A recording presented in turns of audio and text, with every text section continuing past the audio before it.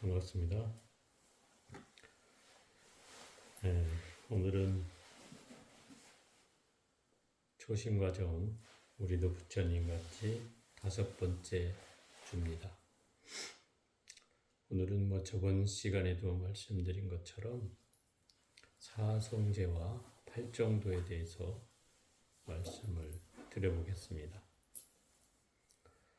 이 사성제와 팔정도는 부처님께서 제일 처음으로 설한 가르침이 바로 사성제와 팔정도입니다. 그래서 불교의 초전법륜이라고 표현하는데 처음으로 법의 바퀴를 굴리신 내용이 바로 사성제와 팔정도다. 이 사성제와 팔정도는 불교의 시작을 알리는 법문이면서 부처님께서 왜 출가하시고 왜 깨달음을 얻으셨는지에 대한 대답이기도 하다.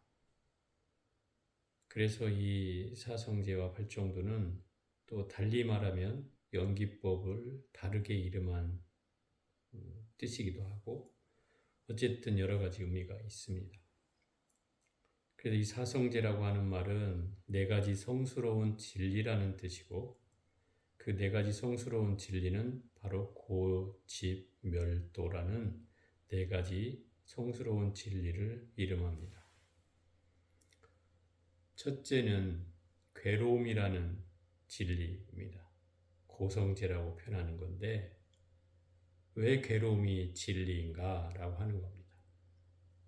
세상 사람들은 삶을 살면서 괴로움이 진리라면 괴롭지 않은 것은 어떤 마음일까? 그건 진리가 아닙니까? 이렇게 물을 수 있고 또 자기는 나는 괴롭지 않은데 라고 얘기할 수도 있겠죠. 저번 시간에도 아마 좀 중복된 내용이 있을 터인데 여기서는 괴로움이라는 것이 진리다 이런 거예요. 그게 출발이에요. 이것은 다시 이제 부처님으로 돌아가서 부처님이 그 인도의 카필라국의 왕자로 태어나서 어머니가 일주일 만에 돌아가시고 또 이모의 손에 키워졌는데 나이가 좀 들어감에 따라서 이 부처님의 성격이 이제 외향적이기보다는 내향적으로 바뀌었고 또 움직이는 그렇다고 무술을 배우지 않은 건 아닌데 많이 움직여서 활동하는 것보다는 가만히 앉아서 사유하기를 즐겼다. 그러다 보니 존재에 대한 성찰 그리고 자신에 대한 그 존재 이유 등등을 생각하게 되면서 그 본질에 대한 문제를 궁구하기 시작했는데 제일 큰 계기가 이제 태자였을 때 사대문 밖으로 행차를 나가서 생로병사를 목도하는 대목이 나오죠. 경전에는. 제가 카필라국을 가봤지만 카필라국의 성이 그렇게 높은 성이 아니에요. 또 무슨 엄청나게 넓은 성도 아니에요. 물론 지금 현재 모습은 그때 모습이었을 거라고 얘기는 하지만 설사 아닐 수도 있는데 그보다 컸을 수는 있겠죠. 그렇지만 어쨌든 실제 다른 성에 비해서는 그렇게 크기가 좀 초라할 정도로 크진 않아요. 제가 이 끝에서 저 끝까지를 걸어가 봤는데 얼마 안 걸렸어요.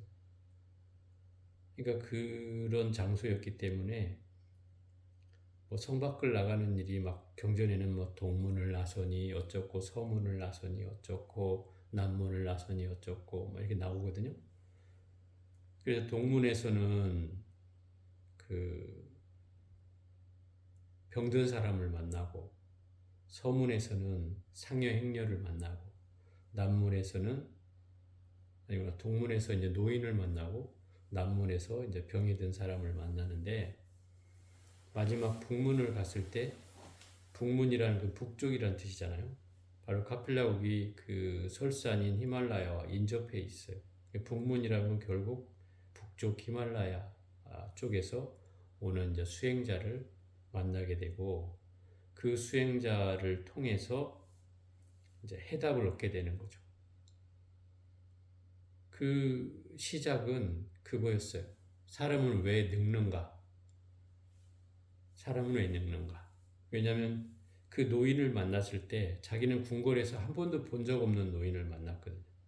궁궐에는 노인이라 해도 팽팽하고 뭔가 기름기가 잘잘 흐르는 대신들이나 이런 사람들만 봤기 때문에 노인이라는 그 경계가 머리가 하얗고 쭈글쭈글한 주름과 앙상 마른 뼈마디와 그 초췌한 모습, 그런 모습으로 걸어오는 사람을, 힘겹게 걸어오는 사람을 보고 나서 충격에 빠지죠. 저런 사람을 본 적이 없었단 말이에요. 태자의 신분으로. 대체 왜 저 사람은 저런가? 라고 옆에 있는 신하한테 물으니 저것은 다른 사람의 모습이 아니라 사람은 누구나 나이 들면 늙습니다. 늙으면 다 저렇게 됩니다. 이렇게 얘기하죠. 그 말이 더 충격을 받는 거예요. 그 다음에 남문을 나섰을 때 이제 병에 든 사람을 만난다. 그 병에 든 사람은 얼굴이 창백하고 그야말로 해골이 해골에다 거죽을 씌워놓은 것 마냥 깡 말라 있고 병색이 완연하고 그야말로 거동도 못하고 누워 있는 사람을 보게 되고 저 사람은 왜 저런가? 인간은 누구나 나이 들면 늙고 또 병들게 됩니다. 또 그 말을 듣고 또 충격을 받죠.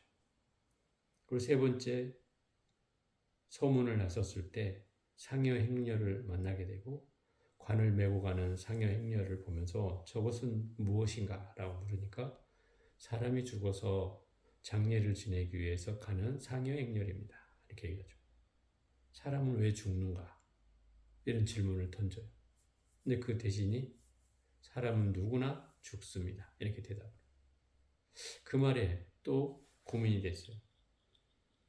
그때부터 이제 사유의 시간이 많아졌고 앉을 때마다 어디에 앉아 있든지 간에 왜 사람은 늙고 병들고 죽는가에 대한 이제 고민을 하기 시작했죠.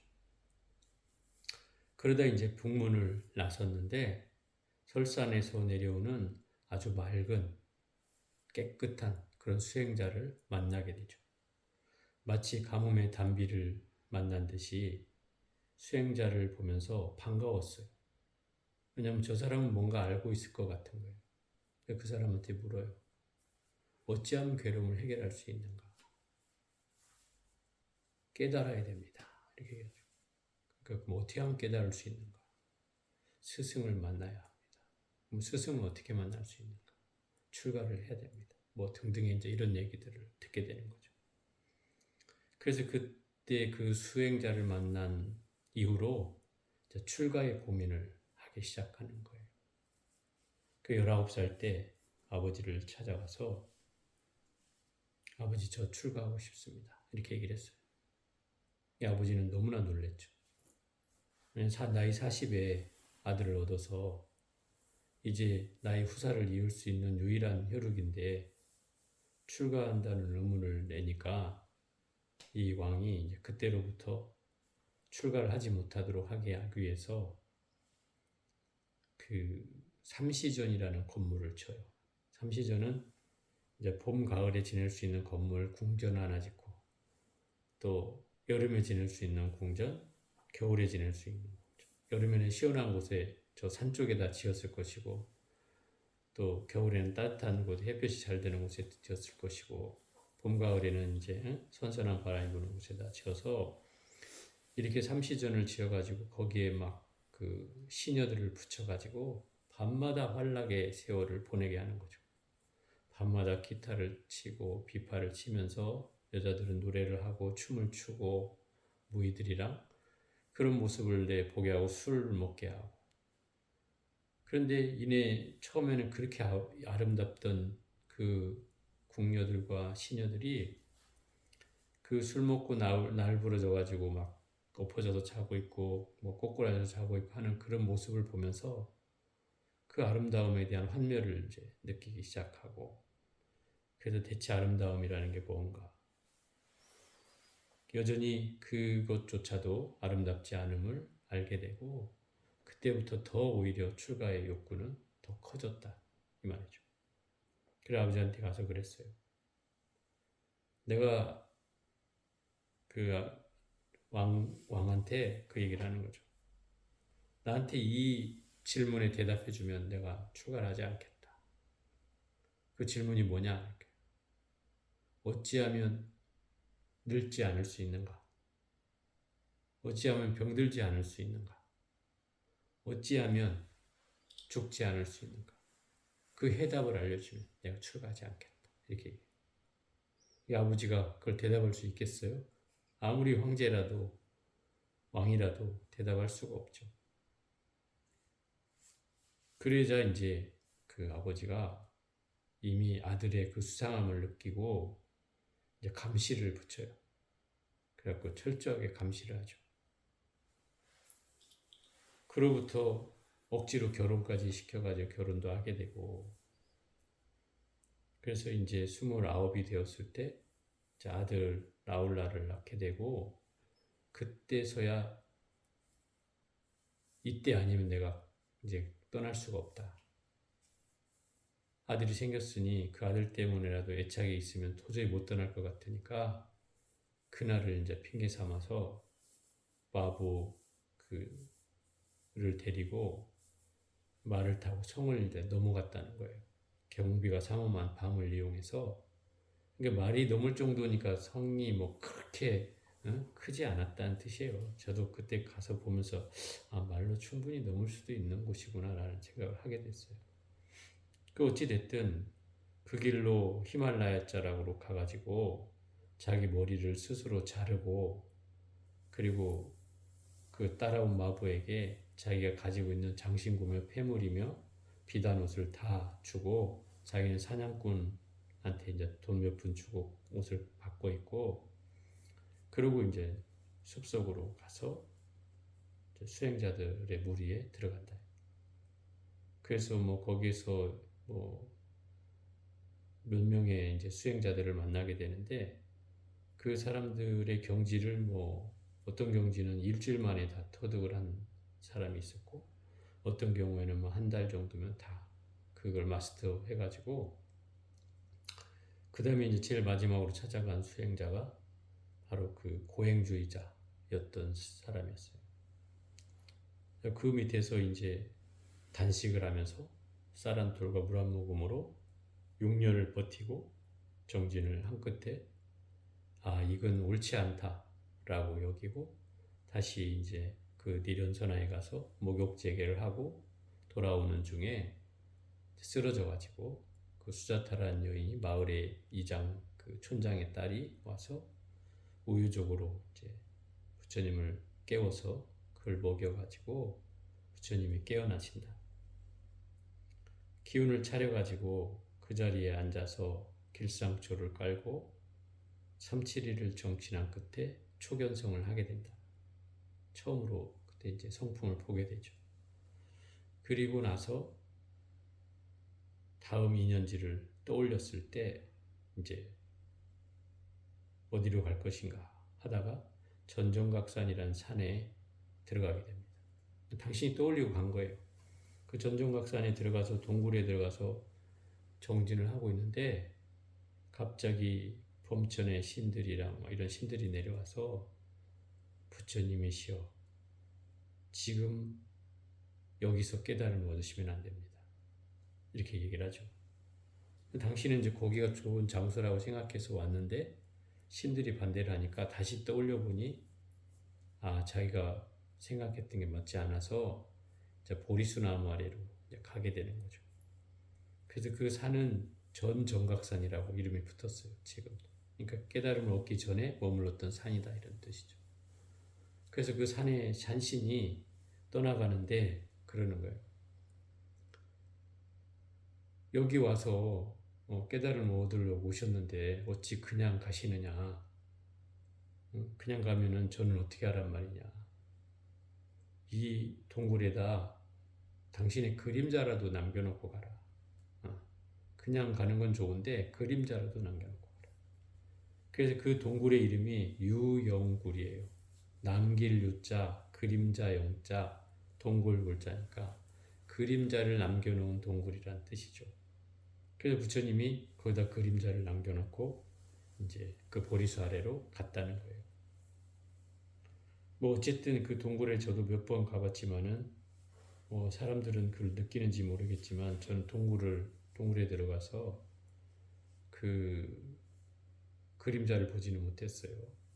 어떤 사람들은 뭐 봤는지 모르겠는데 어찌 됐든 이제 보리수나무 아래에서 또 정진을 한 끝에 깨달음을 얻게 되고 그로부터 49일을 그 깨달은 장소 주변에서 머무르거든요. 지금도 그 보도가에 가면 부처님이 일주일씩 머문 장소들이 있어요. 7군데. 7군데에서 일주일씩 머물렀으니까 7일에 49일을 머무르고 그러고 난 뒤에 이제 처음으로 법을 설할 대상을 떠올렸는데 자기가 공부를 배웠던 스승들은 이미 깨달음 얻고 나서 보니까 어떤 사람 일주일 전에 어떤 사람 한 달 전에 다 돌아가신 거예요. 그래서 세 번째로 떠올린 제자가 바로 누구냐면 당신이 고행을 할 때 고행을 이제 포기하고 수자타의 유매족을 받아먹을 때 이제 그 같이 고행했던 사람들이 누구냐면 아버지 정관왕이 아들 소식이 궁금해가지고 신하를 매번 보냈어요. 근데 간 신하마다 돌아오질 않는 거예요. 전부 다 또 머리 깎고 같이 수행을 했던 거죠. 5명을 보낸 5명이 돌아오지 않아요. 5명이 다 머리를 깎고 고행을 하고 있었는데 부처님이 우의죽을 받아먹는 순간 타락한 시타르타 대자라면서 떠나버린단 말이에요. 자기들은 고행을 계속 해가고. 그래서 어쨌든 부처님이 깨달음을 얻고 나서 그들을 이제 세 번째로 떠올리고 그들이 저 베다레스라고 해서 지금은 이제 녹야원이라고 우리한테 많이 알려졌죠. 그곳에 가서 사슴동산인데 그들을 이제 처음 만나가지고 이제 깨우침을 전하죠. 그 내용이 바로 사성제 발정도였어요. 일체는 다 괴롭다. 괴로움이라는 건 진리다. 변할 수 없는 진리다. 왜 괴로움이 진리냐면 모든 것은 변해가기 때문에 괴롭다. 이게 그 삼법인에서 한 얘기잖아요. 근데 여기에서는 원인을 뭐라고 하냐면 집성제라고 하는 원인이 바로 원인이다 그래요.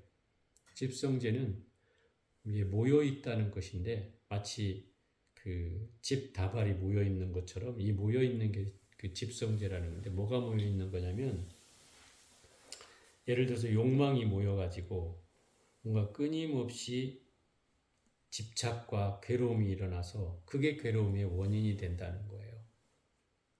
그래서 이 괴로움이라고 하는 건 끊임없이 인간에게 주어진 누구나 겪을 수밖에 없는 일이라는 거죠. 그냥 안 겪고 넘어가는 사람은 없다는 뜻이죠. 그래서 괴로움이 진리라고 하는 거예요. 물론 아까도 제가 서두에 말한 것처럼 어떤 사람은 나는 괴롭지 않다, 나는 행복하다 라고 얘기할 수는 있지만 일시적으로 느끼는 행복일 것이고 그건 끊임없이 또 변해가기 때문에 내가 행복을 계속 유지해야 그게 좋은 일인데 그 행복은 또 어느 순간 괴로움이 되고 또 그게 상황이 바뀌기 때문에 그래서 괴롭다고 하는 거죠. 그래서 부처님은 결국 이 괴로움을 해결하기 위해서 출가를 하신 거예요. 그래서 제일 첫 번째 법문도 바로 이 괴로움을 해결하는 방법을 터득한 거죠. 그래서 그걸 처음 법문으로 쓰는 거예요. 그래서 일체가 괴롭다.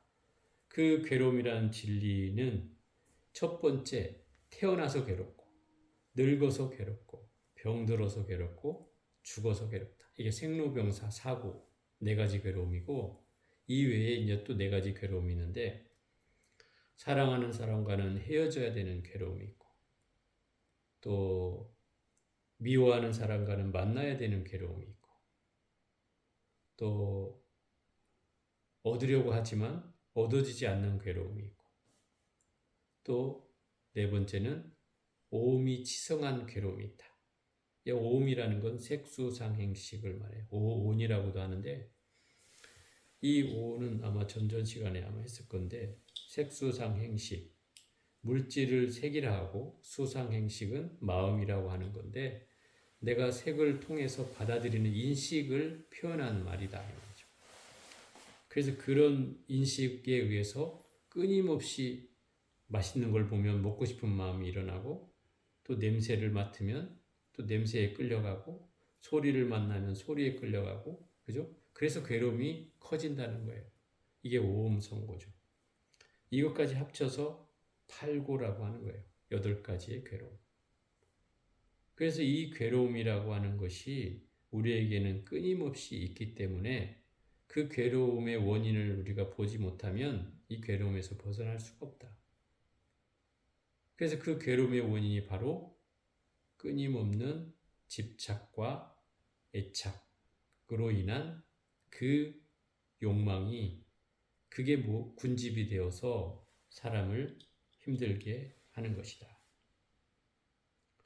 그래서 이 집성제라고 하는 건 부처님께서 괴로움의 원인을 밝혔다는 거죠.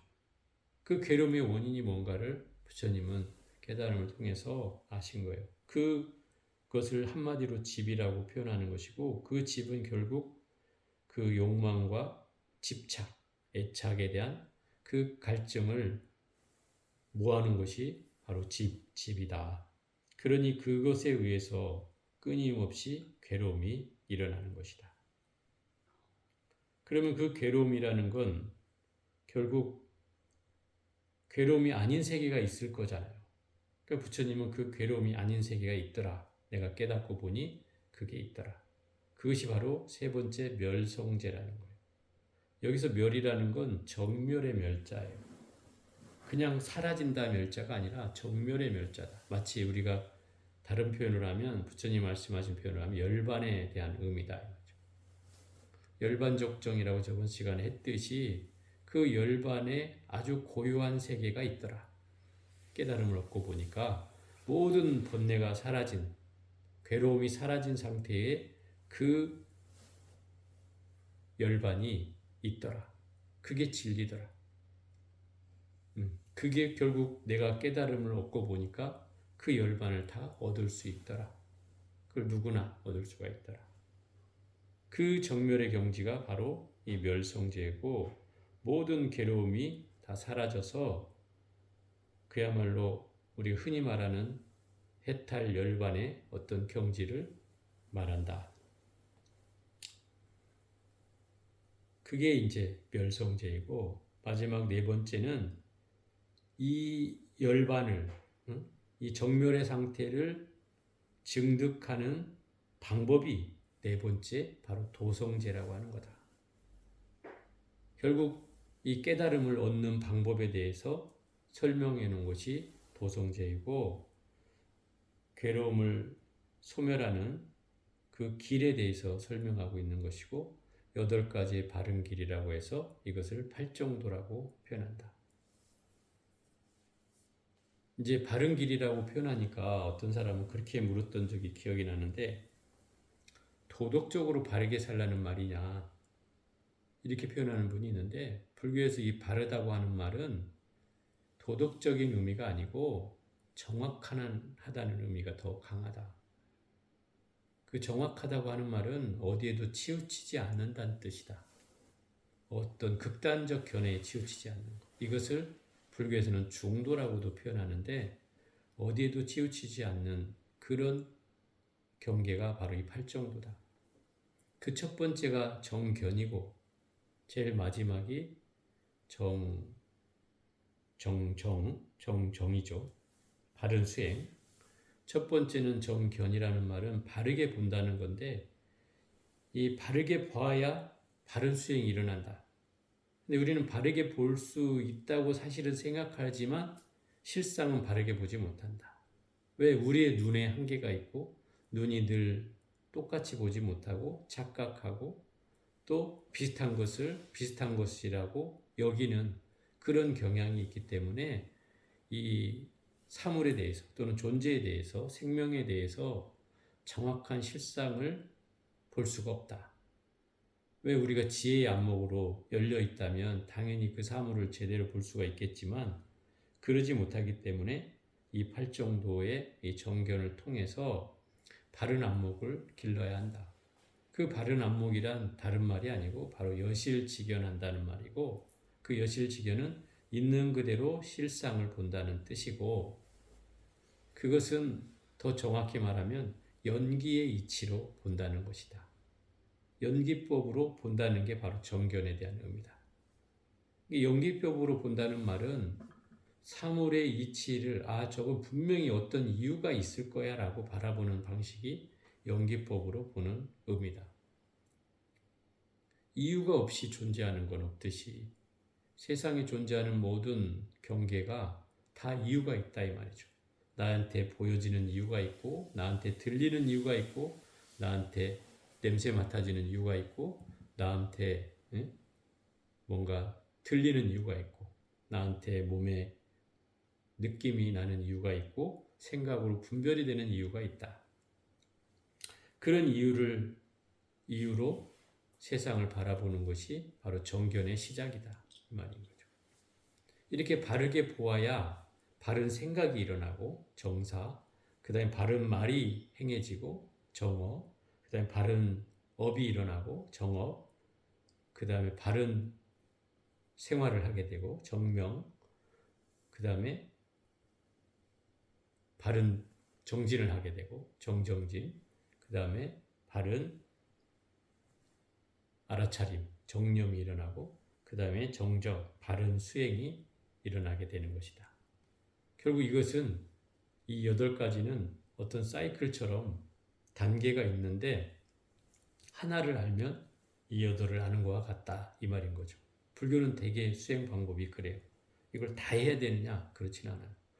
모든 수행 방법 가운데 이 8가지 안에서 다 그 범주로 포함되는 게 대부분이에요. 우리 참선도 바로 이 정정이라는 데서 나온다고 할 수 있고, 우리가 얘기하는 뭐 비파사나서는 정념이나 바로 이런 데서 일어나는 거예요. 정사유나. 그러니까 결국 모든 수행의 방법들이 이 8정도 안에 다 범주 안에 다 들어간다 이 말인 거죠.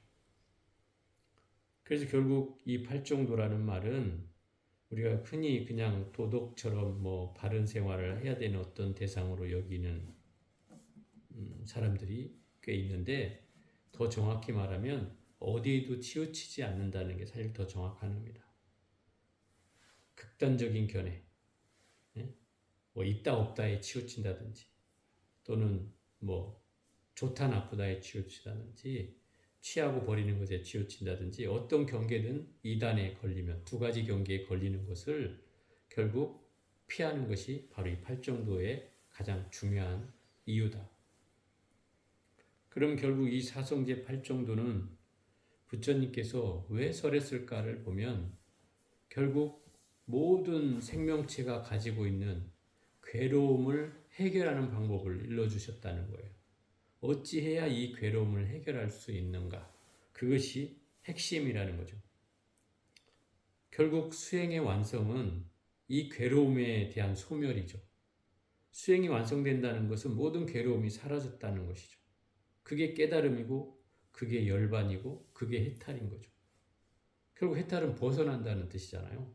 그 벗어난다는 건 무엇으로부터 벗어난다면 이 괴로움으로부터 벗어난다는 거예요. 번뇌로부터 또는 집착으로부터 벗어난다는 말이 바로 이 해탈이고, 열반이라는 것은 그 괴로움이 다 사라진 상태를 의미하는 거잖아요. 결국은 그 말들이 갖는 건 모든 출발점이 그 괴로움에서부터 시작된다는 뜻이죠. 결국 불교의 출발은 바로 이 괴로움에서 시작되는 거예요. 만약에 괴로움이 없다면 불교도 없는 거예요. 있을 수가 없죠. 또 보통 사람들도 내가 괴롭지 않다면 절에 잘 안 찾아와요. 그렇잖아요. 내가 괴롭지 않으면 절에 찾아올 이유가 별로 없어요. 그래서 이 괴로움이라는 건 결국은 모든 근원의 문제가 있는 것이고, 부처님은 그 괴로움을 극복하신 분이고, 그거에 대한 해결책을 제시한 분이고, 또 그걸 통해서 뭔가 수행으로 나아갈 수 있는 방법을 알려주신 분이다 이 말이죠. 그래서 이 사성제와 8정도는 바로 불교에 있어서 초전법륜이라고 불리는 것이고, 가장 최초의 설법이며 부처님께서 가장 중요시 여기는, 또 연기법에 대한 가장 간단한 네 가지로서 설명하는 방법이다. 이렇게 요약을 할 수 있을 겁니다. 아마 교리 전개로는 아마 다음 주가 마지막 시간이 될 것 같긴 한데, 교리 전개로서는 아마 12연기, 연기법에 대해서 아마 다음 주는 수료해질 것 같습니다. 자, 오늘은 여기까지 해보겠습니다.